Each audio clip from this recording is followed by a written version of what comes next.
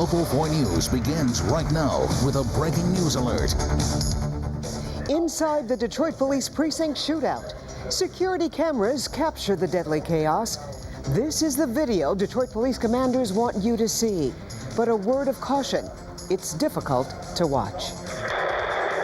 Tonight, how gunman Lamar Moore ambushed the officers and the gun battle that erupted inside. Good evening, everyone. The images are simply chilling. One veteran police officer says it's something like you'd see in the movies, but this, of course, was all too real. That's right. 4 officers wounded, the gunman killed after he ambushed them inside the Northwest District Police Station. We've got 2 live reports for you tonight, including new reaction to the dramatic images. Mark, let's begin with you. Why is this video so important to the chief? Carmen, 3 reasons. Chief said he wanted to get it out there for transparency, nothing to hide. He says he wants other law enforcement agencies to look at this as a teaching tool. And finally, he says he wants everyone to see how brave his officers were that day. Bullets, screams, wounded officers trying heroically to stop a shooter who's targeting only those wearing a uniform. Right there, the man in the black and blue flannel shirt, that's Lamar Moore. He walks into the 6th precinct and without saying a word, pulls out a sawed-off shotgun and starts firing. His first shot, Moore pulls the trigger without warning, just missing the officer behind the desk. Moore keeps shooting. Several police officers from off camera start firing back. Moore ducks for cover, then leaps over the front desk. Now, he's face to face with officers fighting for their lives.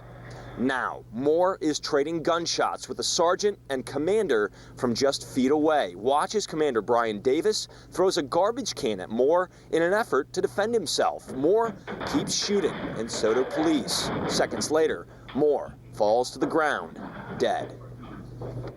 And Commander Brian Davis, who you saw in that video, Commander Davis was one who threw the garbage can at the shooter. I'm told Commander Davis wasn't even working that day. He just decided to swing by the precinct to pick up some papers.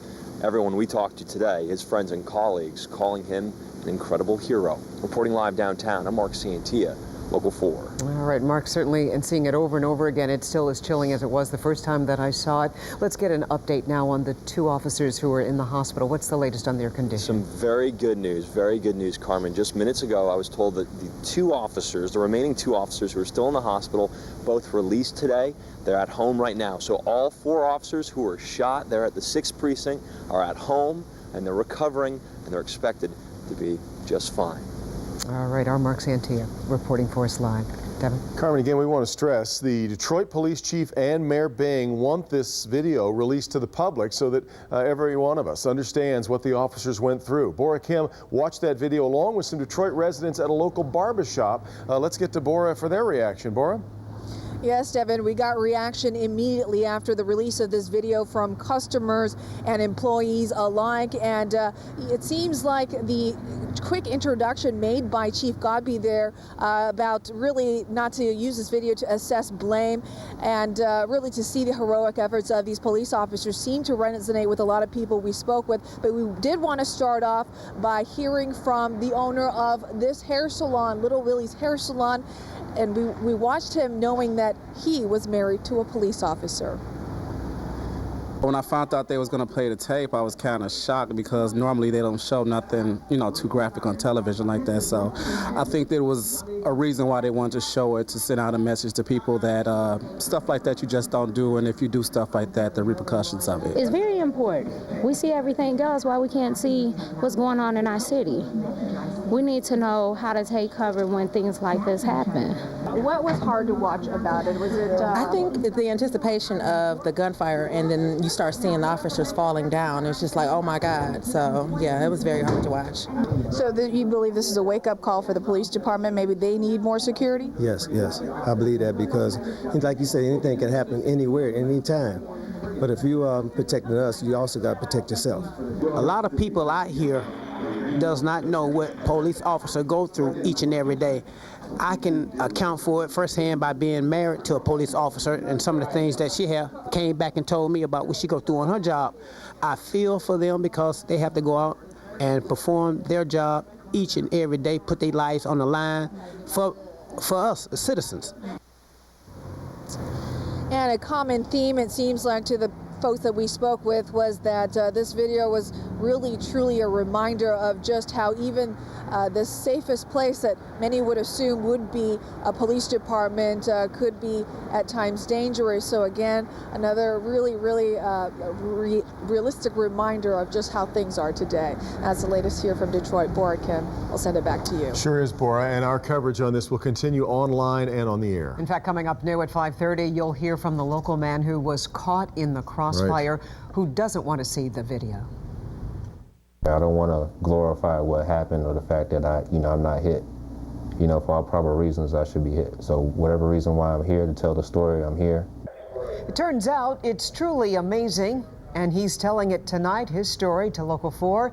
New at 5:30, how he managed to survive and the message he has for the folks from the city to the suburbs. A reminder, we are showing you edited portions. The uncut version of the video is on our website at clickondetroit.com. Again, Detroit Police Chief Ralph Godby wants people to see the video for themselves, but a word of caution from us, it is graphic and certainly not suitable for everyone. When he came in, I guess apparently he had his gun. None of us saw it, and apparently he lined it up towards my head, from what I understand. 4 Detroit police officers were shot in the 6th Precinct shootout, and tonight we're seeing exactly what it looked like when the gunman opened fire. We are also hearing from a shoe shiner who just happened to be at the precinct at the time. He sat down with our defender, Mark Santia, and talks about just how close he came to becoming a victim. In this graphic police shooting video, if you look close, you can see other people besides officers, everyday people whose lives have been changed. It's just like that. I felt something go past my face. Chaos and gunshots. Madresi Draper is inside the 6th Precinct when Lamar Moore opens fire. For all proper reasons, I should be hit. So whatever reason why I'm here to tell the story, I'm here. Madresi is a shoe repairman here at Draper's on Congress Street downtown. He often takes care of Detroit police officers. Last Sunday, he was picking up a pair of boots when a stranger wearing a black and blue flannel shirt walked into the precinct. So this guy, did he say anything before he pulled the trigger? No. Madresi is talking to Officer David Anderson near the precinct desk when he notices a sawed-off shotgun pointed to his head. Then suddenly, the barrel swings right, the trigger pulled. My recollection of it was I'm talking to Anderson, all of a sudden he's not standing near me no more. Officer Anderson is shot. At that point, everyone's hitting the ground. I look over to my left, Anderson's down. My ears are kind of deaf because of the shotgun blast. The gunman jumps over the counter. He hopped over that counter like he was Spider-Man. The guy's over 200 pounds and hop over like the counter's not there. Madresi risks his life to call 911 and says the officers inside the precinct are the real heroes, especially Commander Brian Davis, who was bleeding from a gunshot wound but still fought with more. The man saved everyone in that precinct. African-American Jack Bauer, straight up. Straight up, that's how he handled it, his way. That's how he handled it. He saved those officers there that day. From chaos to gratitude on his usual runs to police precincts, Madresi brings his 4-year-old son along. Last Sunday, the child stayed home. I'm just thankful that I wasn't, I didn't take him up there. I'm very thankful. The schedule just didn't work out for me to go get him. Madresi tells me there were other civilians inside the police precinct, but he says the gunman only shot at people in uniform. Mark Santia, Local 4. All right, Mark, and you can watch more of this shooting video, plus you can get an update on the investigation. Just go to our website, clickondetroit.com.